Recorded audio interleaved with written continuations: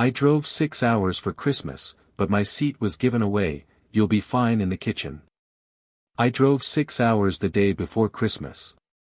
6 hours of icy roads, radio static, and the quiet hope that maybe this year would feel different. My little car was stuffed with wrapped gifts, homemade cookies, and the smallest flicker of excitement that I couldn't quite kill, no matter how many disappointing holidays had come before. When I finally pulled into my parents' driveway, the lights on the house twinkled like something out of a movie. For a second, I let myself believe it. I parked, stretched my aching legs, and carried my bags up the front steps. My mom opened the door before I could knock, the smell of pine and cinnamon spilling into the cold night. "You made it," she said, smiling. For a heartbeat, it felt warm. Then she stepped aside, and I saw the living room. Every chair around the big dining table was already set. Plates, name cards, even little candy canes tied with ribbon. All except one spot, mine. I blinked. Where am I sitting?" Mom's smile tightened. "Oh, right. About that." She lowered her voice like it was nothing. "We gave your seat to Mrs. Henderson next door. She's alone this year. We thought you wouldn't mind sitting at the kitchen table." Before I could respond, my dad called from the dining room, "It's only for one night. You'll be fine in there." I laughed softly, waiting for the punchline. "You gave my seat away? I drove 6 hours." "She's alone," Mom repeated, almost scolding. "It's Christmas. Be generous, okay? You're young. You can handle sitting in the kitchen." I forced a smile.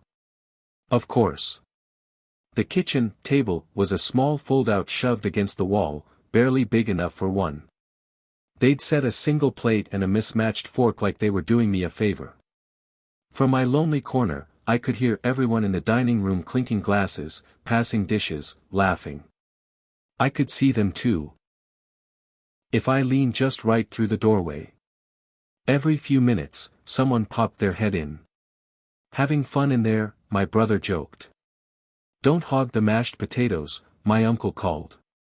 Even Mrs. Henderson, sweet as she is, looked uncomfortable every time she glanced toward me. I sat there, pretending it didn't matter, chewing my food in silence. My phone buzzed with a text from a friend, "Merry Christmas. Hope you're warm and full of good food." I typed back a smiley face and lied. After dinner, while they lingered over dessert, I cleaned the kitchen.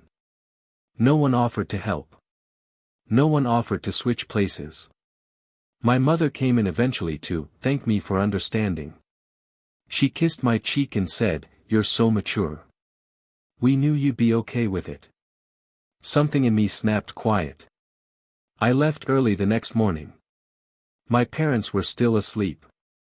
I packed my car, loaded the untouched cookies back into the trunk, and drove away without a note. 6 more hours of frozen highways. Halfway home, I pulled into a gas station and sat behind the wheel, staring at the steering wheel through tears I didn't feel until they hit my hands. I wasn't angry anymore. I was just tired. It's been 2 weeks since Christmas. No one has called. No one has asked why I left. My mom sent a group text with pictures of everyone smiling around the table, everyone except me. I keep replaying her words in my head, "You're young. You can handle sitting in the kitchen." As if youth means being disposable. As if driving 6 hours to be near them meant nothing. Next year, I'm staying home. Maybe I'll invite a few friends who actually want me at their table. Maybe I'll set out name cards, too, one for every person who makes me feel like I belong. Because family isn't just the people who share your blood. It's the people who would never let you eat Christmas dinner alone in the kitchen. Part 2, the year after the kitchen. I didn't plan to cut them off completely. After that Christmas, I told myself I just needed space, one holiday to breathe, to prove to myself I wasn't as desperate for their approval as I'd been my whole life. But the silence stretched longer than I expected. January came and went. No phone calls. No apology. Just a single text from my mom a week into the new year. Hope you made it home safe. Mrs. Henderson loved sitting with us. Isn't that nice? That was it. Not thank you for coming, not sorry we hurt you, just a casual pat on the head for being mature. I stared at the message for a long time before typing back a short, yes, I got home safe. Glad she enjoyed herself. Then I put my phone face down and cried until I was hoarse. Spring. By March, I'd started therapy. My therapist, a kind woman named Rita, listened as I described Christmas after Christmas where I was the afterthought, the last to get gifts, the one asked to give up my bed for guests, the flexible child who never complained. Do you notice a pattern? She asked. I laughed bitterly. Yeah. I'm the easy one. The seat giver. The kitchen kid. Rita leaned forward. Patterns don't happen by accident. They happen because everyone benefits, except you. Her words sat heavy in my chest. Summer. In July, my mom finally called. Not to apologize. She wanted to know if I'd come for Dad's birthday party. It would mean a lot to him, she said. And Mrs. Henderson might stop by. I almost laughed. I'll think about it, I said instead. That night, I replayed the conversation over and over. It would mean a lot to him. Not it would mean a lot to us if we could make things right. Just, come play the role we need you to play. I didn't go. Autumn. By September, I'd built something I hadn't realized I was missing, a chosen family. My coworker Sam started inviting me to Sunday dinners. My neighbor baked pies and left them at my door. Friends filled the gaps I used to think only my parents could fill. I bought a big dining table for my apartment. It felt symbolic, a table where no one would ever be sent to the kitchen. The next Christmas. When December rolled around again, the invitations began. My parents sent a cheerful group text. Christmas dinner at 6. We'll save your seat this year. That last part hit me like a slap. This year. As if a single chair fixed everything. I waited a few days before replying. Thanks for the invite. I'll be spending Christmas with friends this year. Mom called within minutes. Her voice was sugar over steel. Is this about last year? We explained why we did it. Mrs. Henderson was alone. It's not about her, I said quietly. It's about you making me feel like I didn't matter. Oh, don't be dramatic, she huffed. Your family. Of course you matter. Family doesn't put you in the kitchen, I said. Family doesn't make you prove you belong. There was a long silence before she said, well. I guess we'll see you another time, and hung up. Christmas Eve. Instead of icy roads and fake smiles, I spent the night cooking with Sam and a dozen friends. We crowded around my table, laughing so hard we almost dropped the roast. When we finally sat down, there were no name cards. Everyone simply found a seat because every seat belonged to everyone. For the first time, Christmas didn't feel like a performance. It felt like love. Epilogue. It's been another year since then. My parents still send occasional invitations, but they've never apologized. And that's okay. I've stopped waiting for them to give me a seat at their table. Because I have my own now. And every year, when I set the plates, I whisper a quiet promise to myself. No one who walks through my door will ever eat alone in the kitchen. Part 3, when the past finally knocked. It's been 2 more Christmases since I started hosting my own dinners. Each year, my apartment fills with warmth. Mismatched chairs squeezed around the table, friends bringing dishes that smell like childhood and freedom. We toast, we laugh, and no one has to wonder if they belong. This past spring, my mom finally showed up at my door. No warning, just a knock one rainy Saturday. I opened it to find her standing there with a small tin of cookies and a nervous smile. "Hi, honey," she said softly. "Can I come in?" I hesitated, but stepped aside. She looked around my living room, at the big wooden table covered in plants and half-read books. Her eyes lingered on the chairs. "You've made a beautiful home," she said. "Looks welcoming." We sat. She fidgeted with the cookie tin before blurting, "I didn't understand how much we hurt you. I thought you were strong enough not to care." But strong doesn't mean unfeeling, does it? For the first time, she looked genuinely sorry. "I wanted you to be the easy one," she continued. "The one who wouldn't cause drama. I thought that made you special. I didn't realize it made you lonely." I felt tears rising before I could stop them. I told her about the years of being the afterthought, about the kitchen table and the long drive home in silence. "I can't promise I'll forget," I said. "But I can listen. And maybe we start small." She nodded, eyes wet. "I'd like that. This Christmas." We didn't rush a reunion. We had coffee a few times. We talked on the phone without pretending everything was fine. And when December came, I invited my parents to my Christmas dinner, not as a test, but as a choice. They came early, carrying pies and awkward smiles.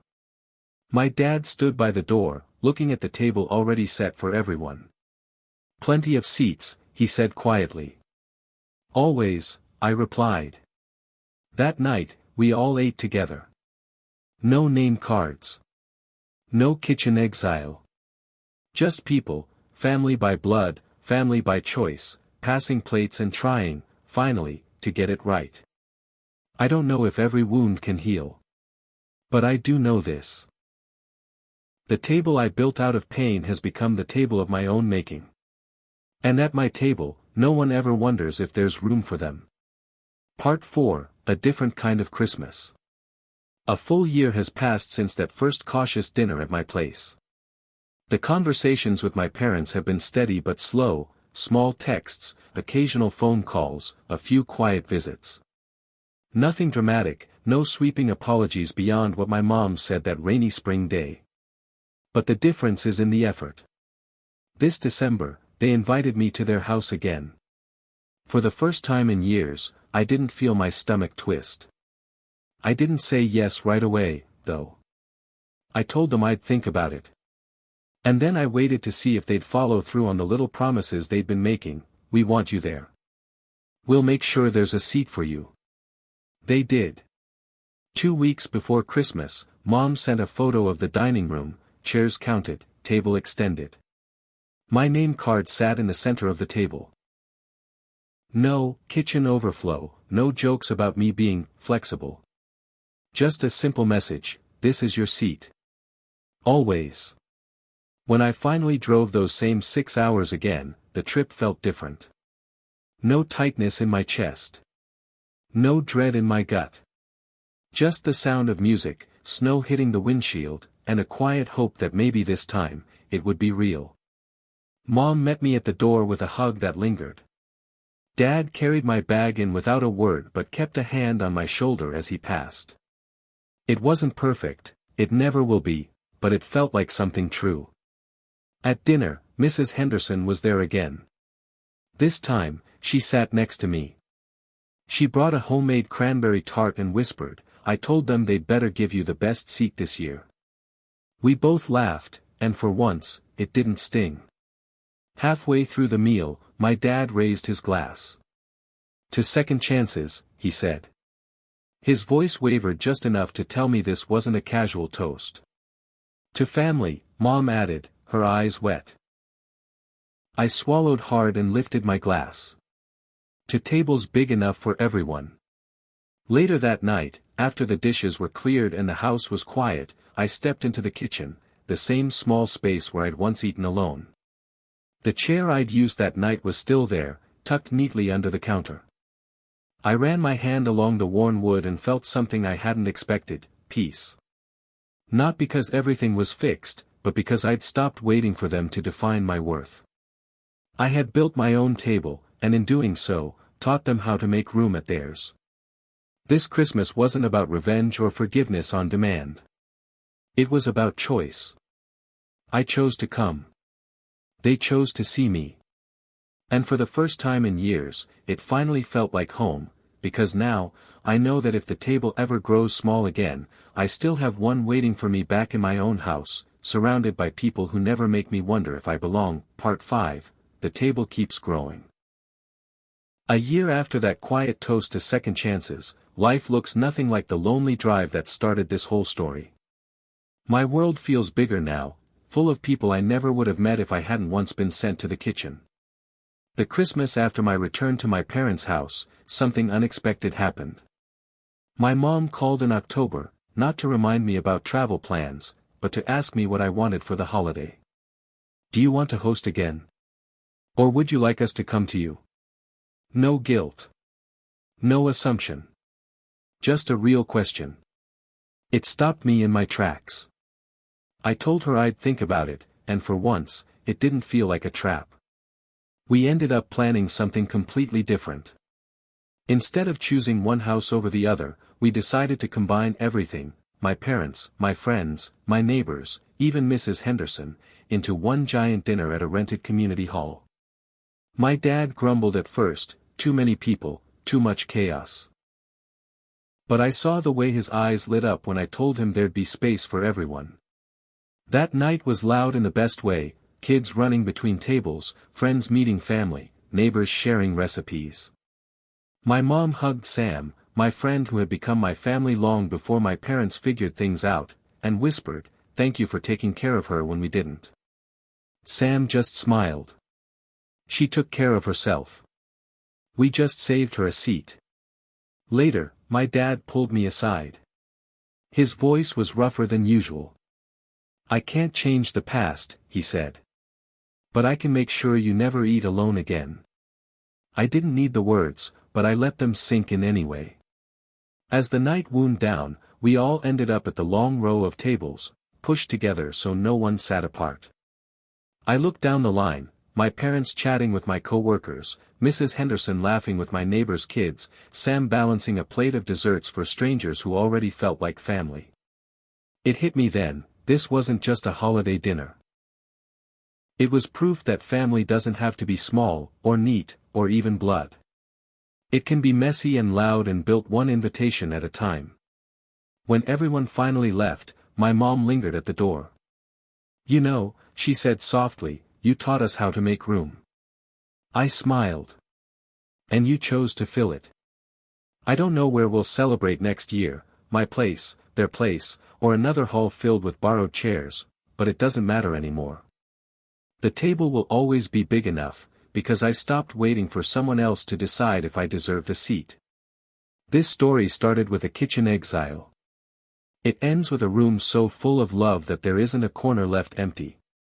Part 6, The Year We Built a Tradition. Another year has passed, and what began as a painful lesson has turned into something none of us could have predicted, a tradition entirely our own. This Christmas, we didn't even talk about whose turn it was. Instead, in early November, my mom simply called and said, "Same plan as last year? Big table, everyone invited?" And I said yes without hesitation. The difference now is that planning feels joyful, not tense. My parents help me book the community hall. My dad brings folding tables from his garage. Mom spends days making her famous pies but also asks my friends what dishes they'd like to share. No one worries about where to sit, because the first rule of our holiday is simple: there is no special seat, every seat is special because someone is in it. This year we doubled the guest list. Sam brought their new partner. My co-worker invited her widowed father. Mrs. Henderson brought two of her bridge club friends, who arrived with trays of cookies and stories about Christmases from the 1950s. Kids darted between tables with candy canes, and even my dad, once the quiet, guarded man who would never admit fault, was laughing so hard he nearly dropped a platter of roast chicken. At one point, I caught him wiping his eyes. When I asked if he was okay, he just said, Never thought I'd see a room like this. All because you refused to sit in the kitchen. Near the end of the night, my mom clinked her glass to get everyone's attention. I want to thank my daughter, she said, her voice trembling. A few years ago, we made her feel like there wasn't room at our table. She taught us, all of us, that love isn't about who gets the best chair. It's about making sure no one eats alone. The room went silent, then erupted in applause. I stood there, cheeks burning, heart swelling. After everyone left, my parents stayed behind to help fold tables and sweep up crumbs. When we finished, my mom hugged me tightly and whispered, "We'll never stop making room. For anyone. Because of you." For the first time, I believed her completely. Driving home that night, I thought about the long road that started with a lonely chair in a cold kitchen. I thought about the 6-hour drives filled with dread, the years of silence, the tiny spark of courage that made me leave, and the slow, careful work of building something better.